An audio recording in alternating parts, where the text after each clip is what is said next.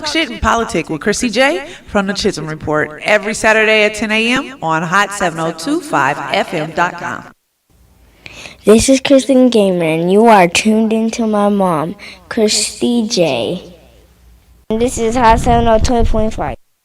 It's Kristie J from the Chisholm Report. You're tuned in to Hot 702.5. Yeah, election time's coming. Who you gonna vote for? Yeah, if I was president, I'd get elected on Friday, assassinated on Saturday, buried on Sunday, they go back to work on Monday. If I was president, if I was president, if I was president, yeah. Instead of spending billions on the war, I can use that money so I can feed the poor. Cause I know some so poor. When it rains, that's when they shower, scream and fight the power. That's when the vulture devours. If I was president, I get elected on Friday, assassinated on Saturday, buried on Sunday, they go back to work on Monday.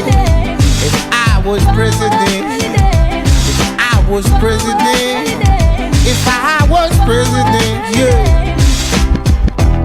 I know some soldiers that sleep but they can't dream, wake up with screams, sounds of M16. So take this medal of honor for your bravery. I wish you the best, kid, you and your family. If I was president, I get elected on Friday, assassinated on Saturday, buried on Sunday, they go back to work on Monday. If I was president, if I was president, if I was president. But the radio won't play this, they call it rebel music. How can you refuse it? Children of Moses, tell the children the truth, the truth. It's not all that bling that's diamond. Tell them the truth, the truth. Most of y'all wear cubic zirconians. Tell them the truth, the truth, yeah. Your soul is worth more than diamonds. If I was president, all blacks, I have reparation, no segregation, feed the nation so there's no famine. Muslims, Jews, Christians, would all hold hands every week on the beach, party by the sand. Word up, take trips on Air Force One. Don't need to bring the homeless with no sneaks to Air Force One. Better schools in the hood, better teachers for the classes, making money, paying no tax. Find the best scientists, tell them come up with an answer.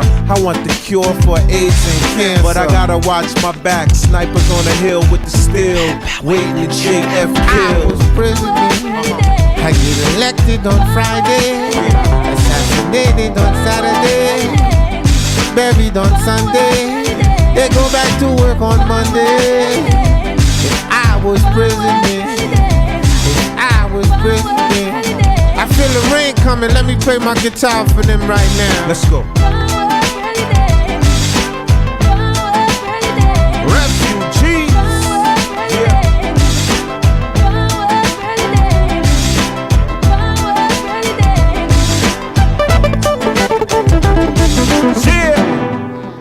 Good morning.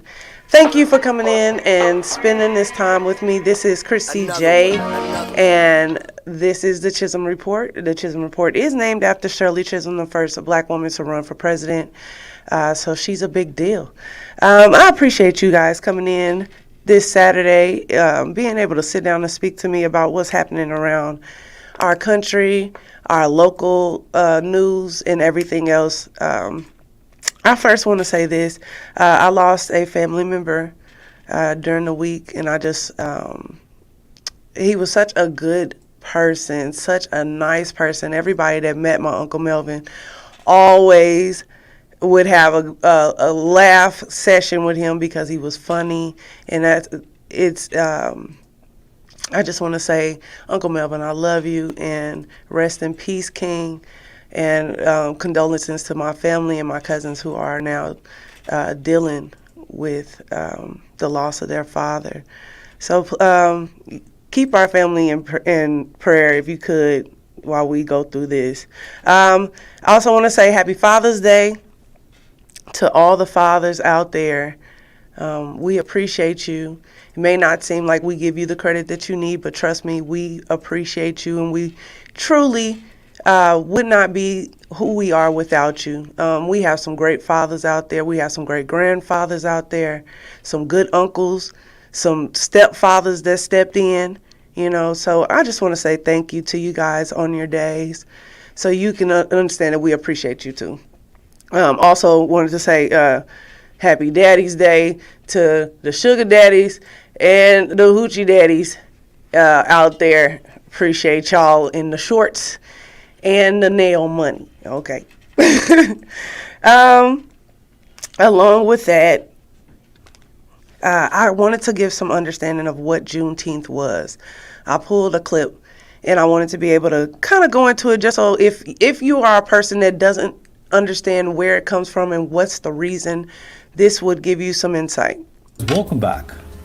Juneteenth, official name of the federal holiday, Juneteenth National Independence Day, also known as Emancipation Day, Freedom Day, Jubilee Day, Black Independence Day, and Juneteenth Independence Day. Holiday commemorating the end of slavery in the United States, observed annually on June 19, will be celebrated on Sunday, 19th of June 2022. In 1863, during the American Civil War, President Abraham Lincoln issued the Emancipation Proclamation, which freed more than 3 million slaves living in the Confederate States. However, it was to be more than 2 years before the news reached African Americans living in Texas. It was not until Union soldiers arrived in Galveston, Texas on June 19, 1865, that the state's residents finally learned that slavery had been abolished. The former slaves immediately began to celebrate with prayers, feasts, songs, and dances. The following year, on June 19, the first official Juneteenth celebration took place in Texas. The original celebrations include prayer meetings and singing of spirituals, and the celebrants wore new attire to represent their newfound freedom. Within a few years, African Americans in other states were also celebrating the day, marking it an annual tradition. Celebrations have continued across the United States into the 21st century, typically including prayers and services, speeches, educational events, family reunions and picnics, and festivals of music, food, and dance. All right, thank you. So, just to give you an understanding of Juneteenth, I want you to hear a little of that, and then I want you to hear what they didn't say. They said celebration, dance, and prayer, and they didn't say conferences, protests, workshops, bands, nothing to fix our current situation. We asked for reparations, and they gave us Juneteenth, which people are already celebrating. And they do this a lot. We'll ask for something and they will give us something totally different. In the same fact of last year, we were still looking for the Protection Act for Black people. And they just didn't give it to us. They keep giving us other things like the football team and the basketball team, everybody taking a knee and stuff like that. We have to get on a court where we're going to be looking for something else other than just celebration. And to the government, let me tell you something. We don't want that. Like it's fine. Thank you for giving it to us. We deserve it. You should have done this a long time ago. But can you tackle some of the problems that we have? Call in, government, 702-551-5261. Can you tackle some of the issues that we have, like the economic problem, the education problem, the poverty issues, the anything, any of those? Okay, that's where we need to be. And just giving us a day, once again, I was at work and I was saying, I was like, I wonder if, would it be wrong for us to be like, we really want the white people to go to work on Juneteenth. Y'all get it off too. Like, tell me why y'all off. You know what I mean? But I get it. You know what I mean? You want us to be able to celebrate and enjoy the day of our independence, of us finding out 2 years later that you stole additional labor from us and still were profiting off of us. And even after Juneteenth, just to kind of give you an understanding, the slave owners actually received a pension, like a stipend for each slave that they lost, okay, that the government paid, okay. And once again, we haven't received anything. This takes me into my number 2 video, which is Joe Biden had, they were talking to Joe Biden, and he was talking about the lawsuit that the government is going under right now for the undocumented immigrants at the border and them being in cages and separated from their family. I believe that that's a traumatic situation, and they said that these people deserve at least $4,000 to $900,000, which would cost the government billions of dollars to give to these people. And I totally get it. You know what? They deserve it. So do we. This might irritate some people. So if you have an issue, call in 702-551-5261. So my issue is they migrated themselves to the border and on gold this situation, knowing that they were putting people in cages. I'm not saying that they don't deserve it. I'm not saying that they don't deserve a better life to come into the country, and they should have never gone through that. But my people did not come willingly, and we still haven't gotten anything. So I want my Hispanic brothers and sisters to understand why we are still looking for our reparations, but they're willing to pay other minorities and other people money when we haven't received anything and we don't have anything to show for it. Here's my clip. At this stage, there are more questions than answers, and sources caution that so many of those final details, whether how the program will work or how much money will be paid, are yet to be determined. This is an ongoing settlement negotiation between the U.S. government and lawyers representing those families who were separated, over 5,600 of them, by the Trump administration in what, remember, Physicians for Human Rights, a Nobel laureate organization and nonprofit, deemed torture. It met the UN's definition, as well as the American Academy of Pediatrics, who called this government-sanctioned child abuse at the time. And so when you hear from the former vice president today criticizing the potential settlement, you have to keep all of this in context. But what we are hearing, and sources have told NBC News, is that the sum could be significant. It could be hundreds of thousands of dollars each, which, of course, could amount to hundreds of millions of dollars if all of the families who were separated by this policy are included. It's also important to note that this is separate and distinct from the reunification effort that's underway and being led by the Biden administration through that Family Separation Reunification Task Force. This is a civil case, a tort case being brought against the U.S. government for damages that these families endured as they were separated, oftentimes for many, many months. Some still, 1,000 of those families, remain separated to this day. Around 300 families have yet to be located by those searching for them right now. And it's part of why all of this is still so challenging and a developing situation. Okay, so thank you. Excuse me. It's not that I don't think that they deserve it. They should have never been put in cages. They should have gotten the opportunity to come to a country just like every other. They did it for Ukraine. They were able to come in on the Mexican border and be able to come right into the country. But when the Hispanics got to the border, they put them in cages and separated their family. That's not right.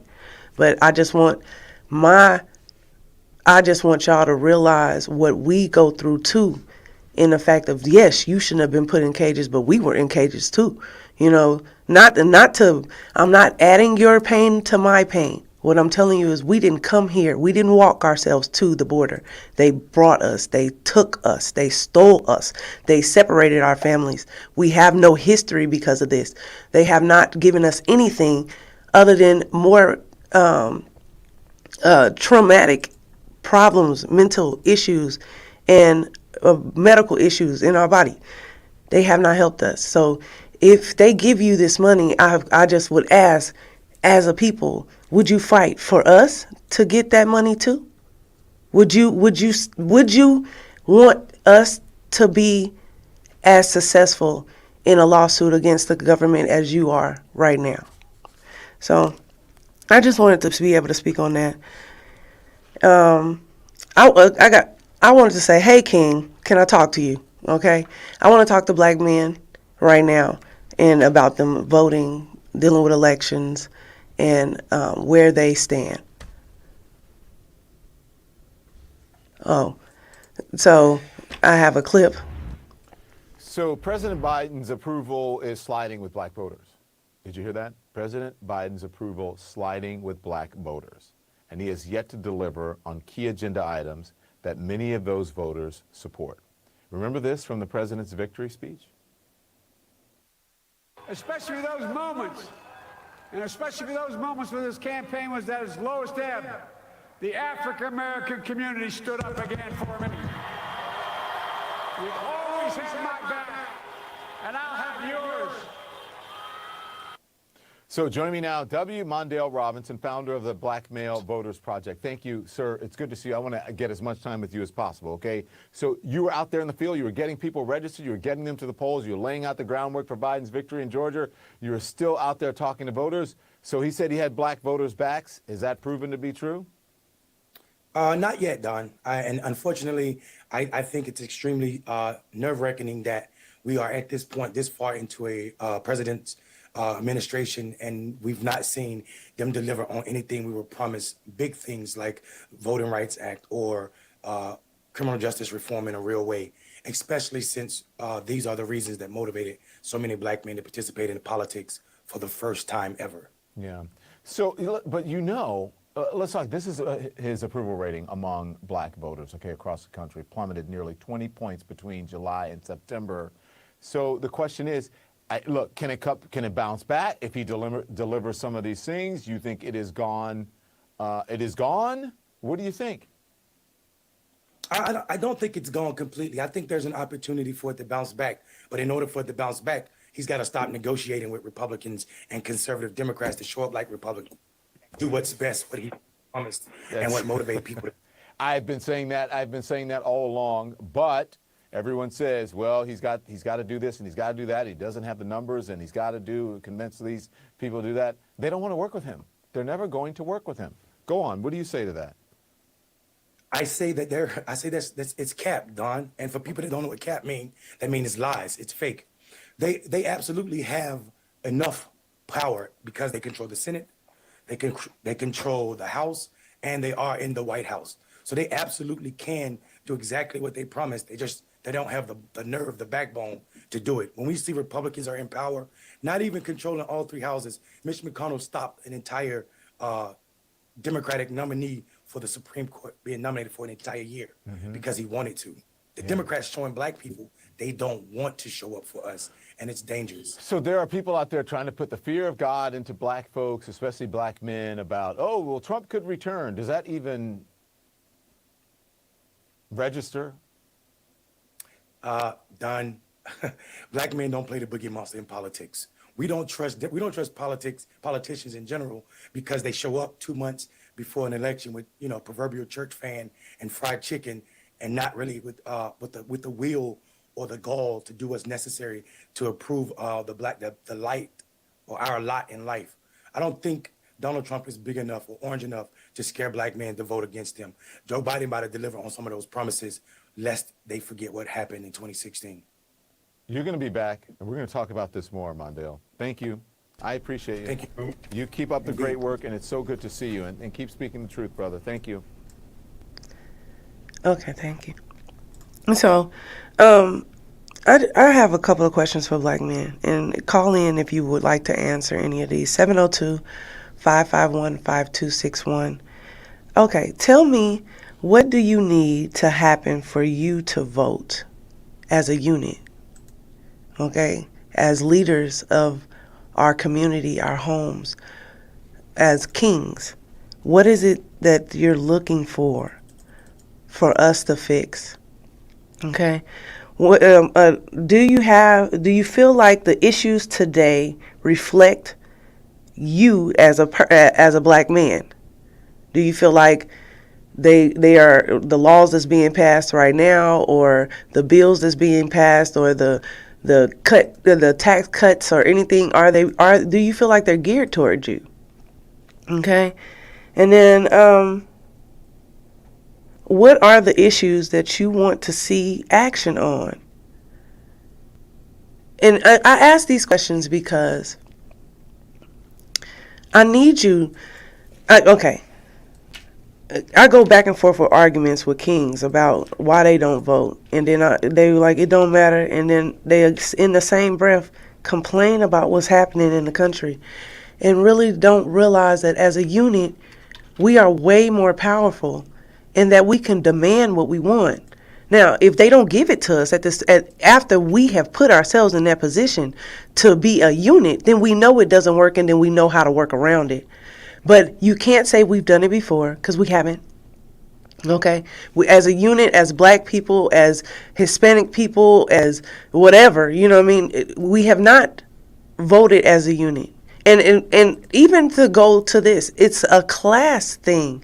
And most of us fit in the same class. Okay? You're either educated, business owner, homeowner, been at your job 20 years, law abiding, you know what I mean? Like, you all fit into a class. And we, as a people, are way more powerful, and it's way more of us than there are the people that's actually making the rules. And the reason why they're making rules is because they don't have any representation of us. We are not showing up. And that takes me into my next my next clip. Now, I'm going to talk about it first. I'm just going to say that in the polls, okay, no one showed up, okay? The numbers are super, super low about who came to vote. I'm going to let you listen to the video and then, to the clip, and then we'll go from there. With last night's primary election, which stretched into early this morning. We're going to get to the delays with voting in just a moment, but first, here are some of the main races from last night's stand right now in the primary. We start with Congressional District 3. Incumbent Democrat Susie Lee has sailed to victory on the Democratic side. She will likely face former WWE wrestler and businessman Dan Rodheimer in the general election. He leads the Republican primary over former state treasurer Dan Schwartz. Lee is one of only 33 Democrats representing a district that President Trump carried in 2016. And there you see the District 3 Republican side of the page there.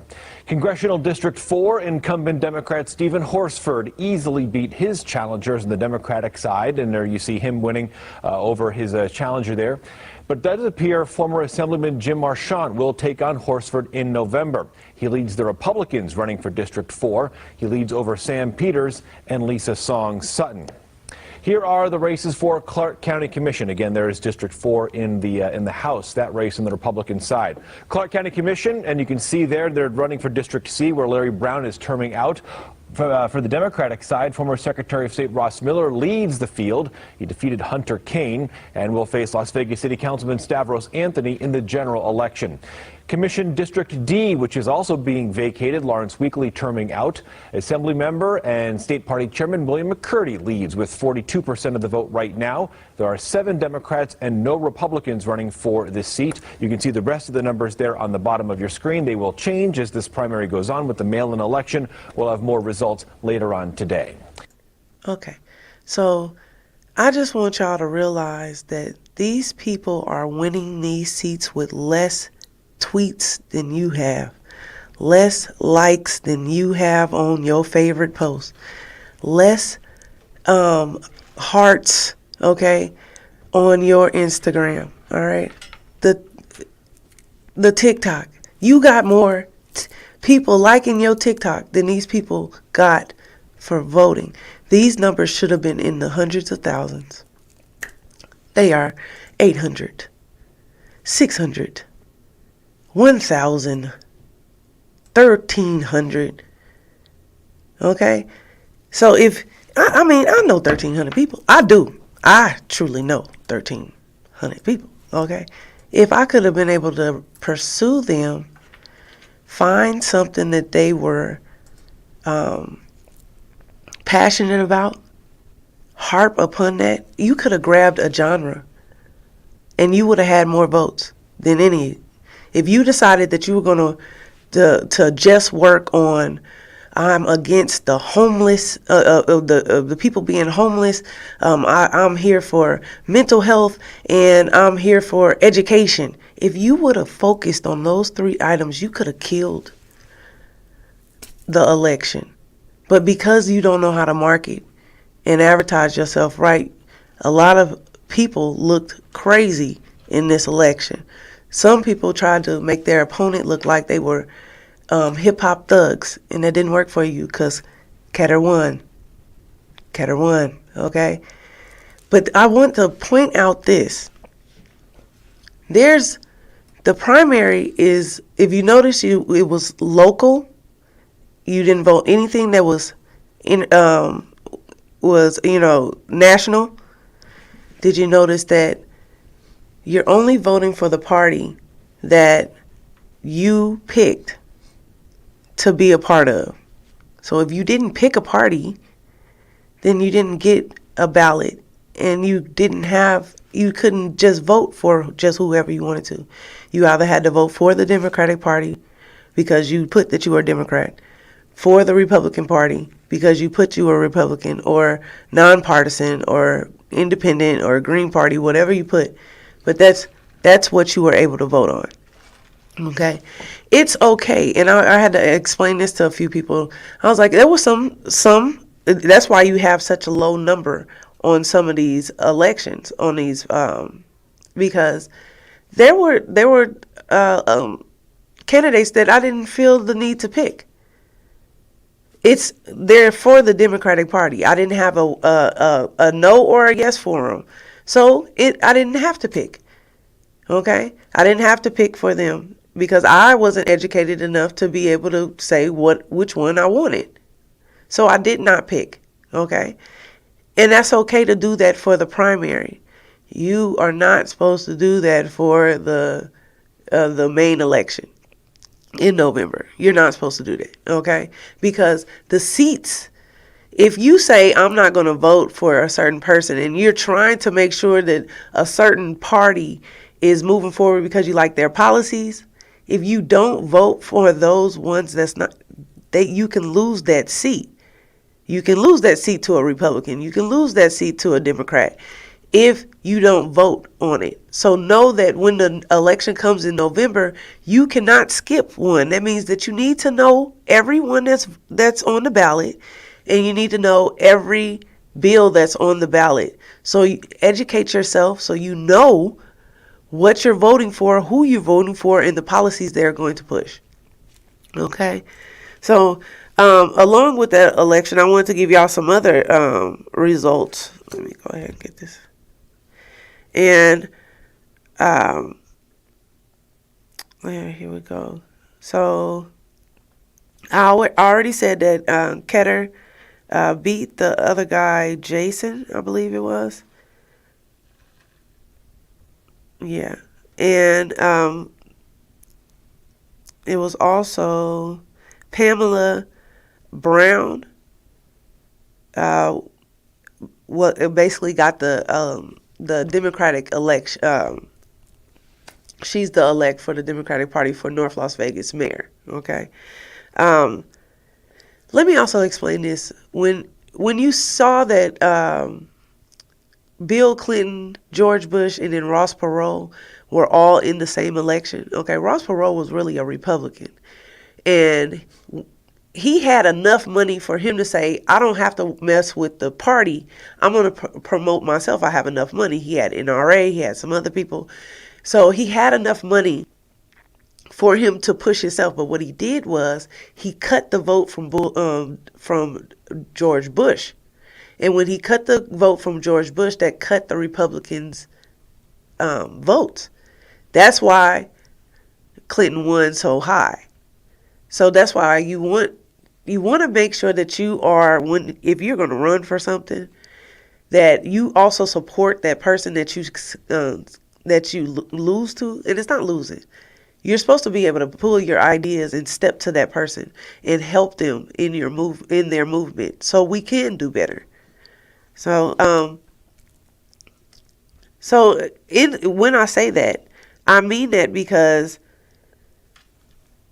I also wanted to tell y'all this, okay? If you did not win the primaries, please go pick up your posters and billboards and stuff. Don't litter. Don't be a sore loser and leave it, okay? And they do that all over on the west and north Las Vegas part of the city. They come and put their posters up, and then they don't remove them. And then it just becomes clutter on our side of the town. So that's not right. Make sure you go get your stuff. Did you guys see what happened with the 31 white national supremacy people that were in the back of the U-Haul? I'm going to run a clip, and I'm going to let you hear what happened. These guys stopped a U-Haul full of dudes. A swarm of extremists who Idaho police say came to riot. 31 suspected white nationalists zip-tied and arrested blocks from a pride festival. These people want violence for us, and we don't want violence for anybody. There was at least one smoker grenade.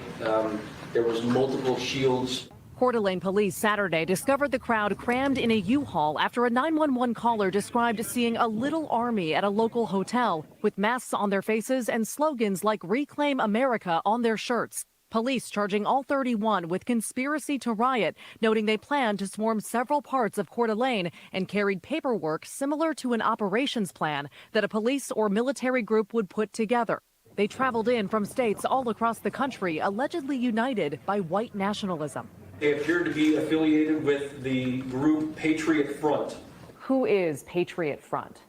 Patriot Front is a white supremacist group.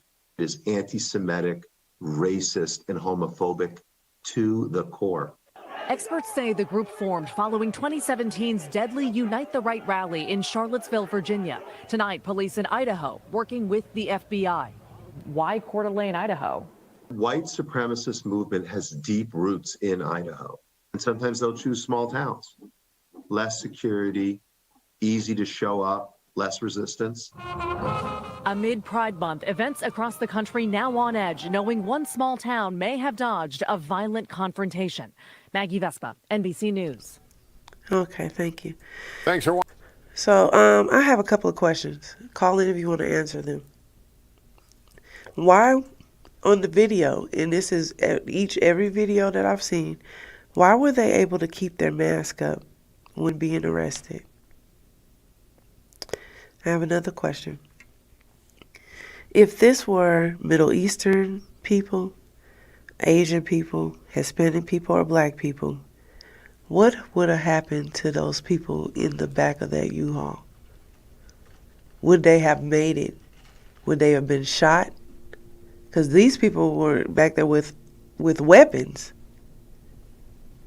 And they were able to get out, keep their mask up, and be arrested. And then you see their mug shots. But not while they were being arrested.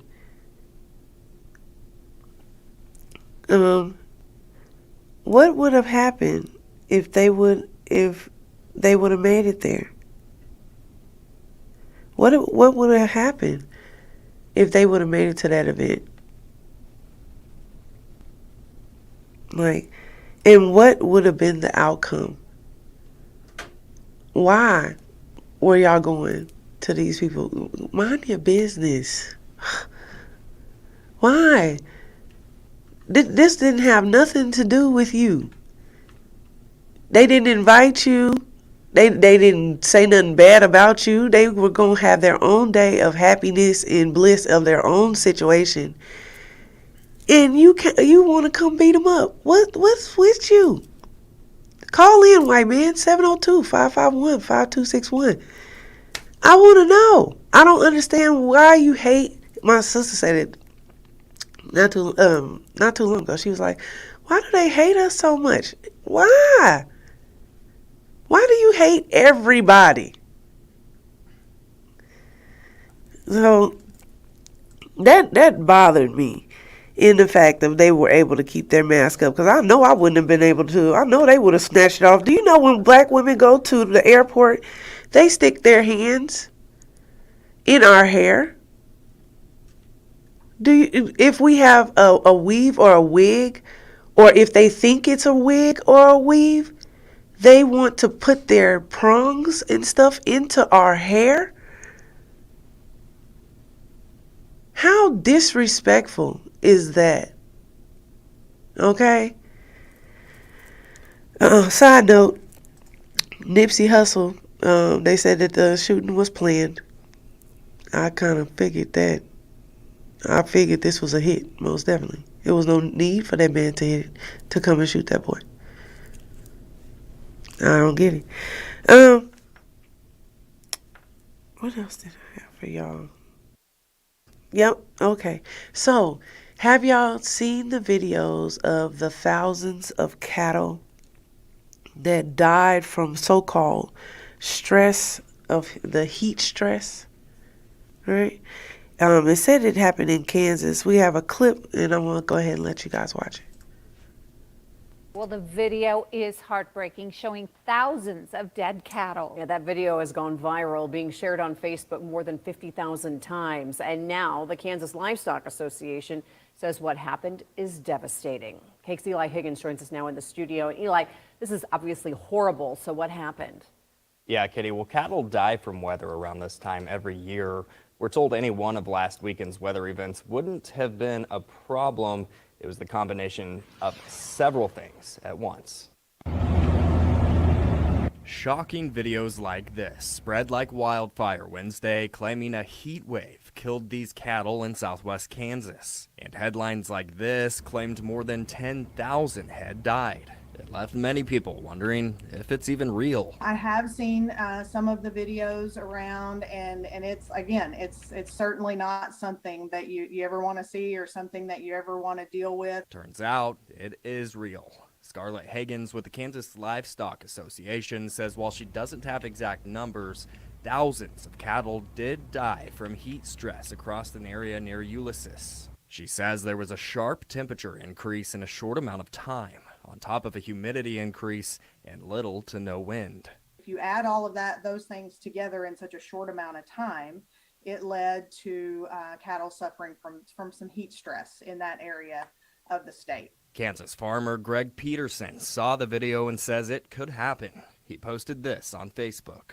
Those heat bursts are very localized. They are not widespread, and so that would explain why it didn't hit all over the place. Higgins says while heat stress kills some livestock every year, a loss like this is devastating, both financially and emotionally. It's a significant impact, of course.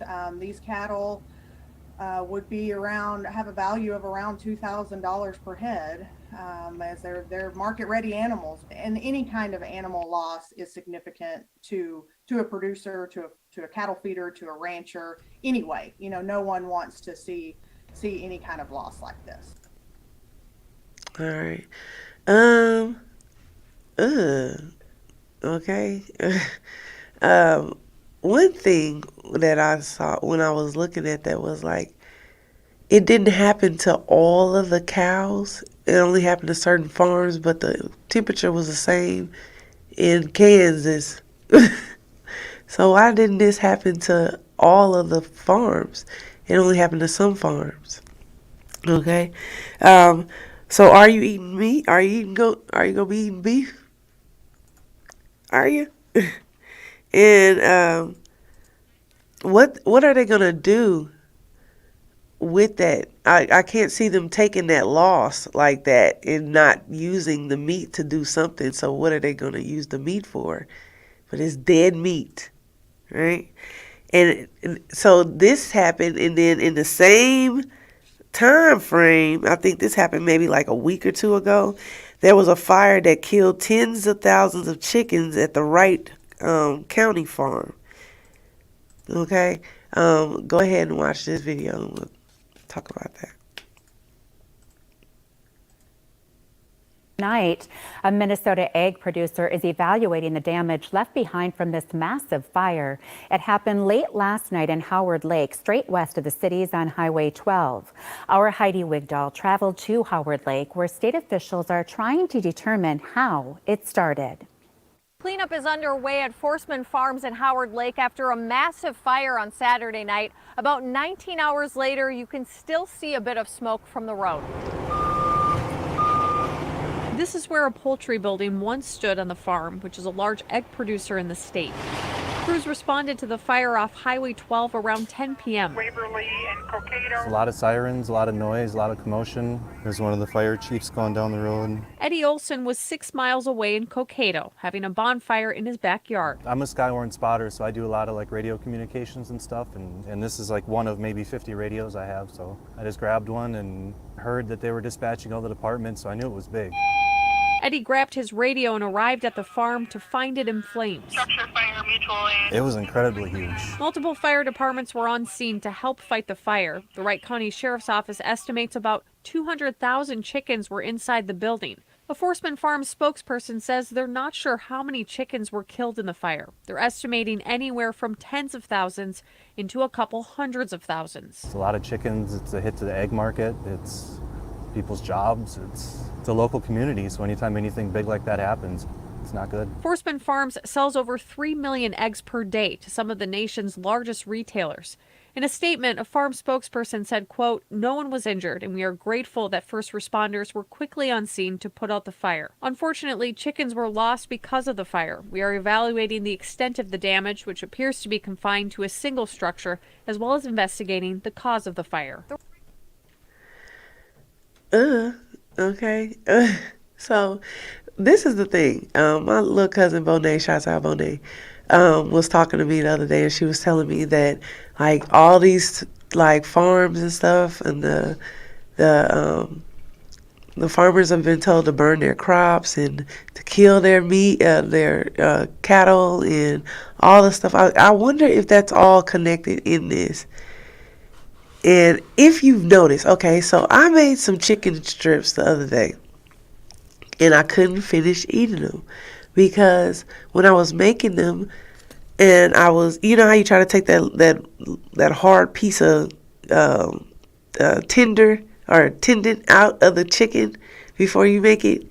I was trying to do that, and the chicken started to accordion pull. It was weird. Like, I've never seen that happen, but as soon as I tasted it, I could taste that it was something different about the chicken. I've been telling y'all for like at least a year or two, so stop.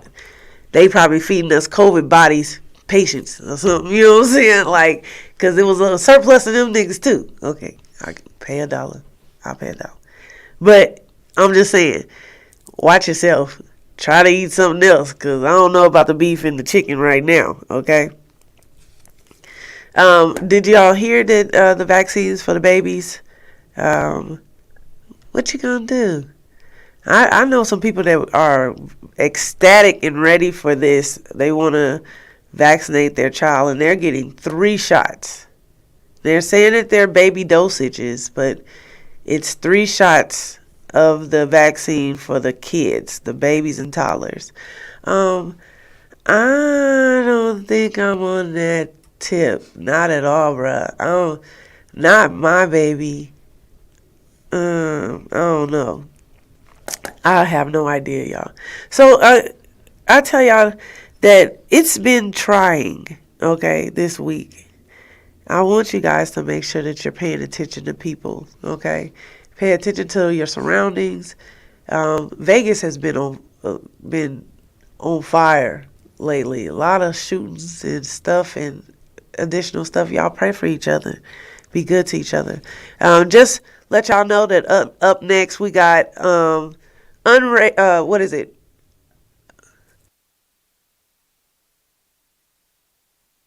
Undrafted All-Stars coming up next.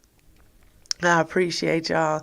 We're here every Saturday at 10 a.m. This is the Chisholm Report with Kristie J. I appreciate y'all. Y'all have a great week. I'll see you next week. Love you.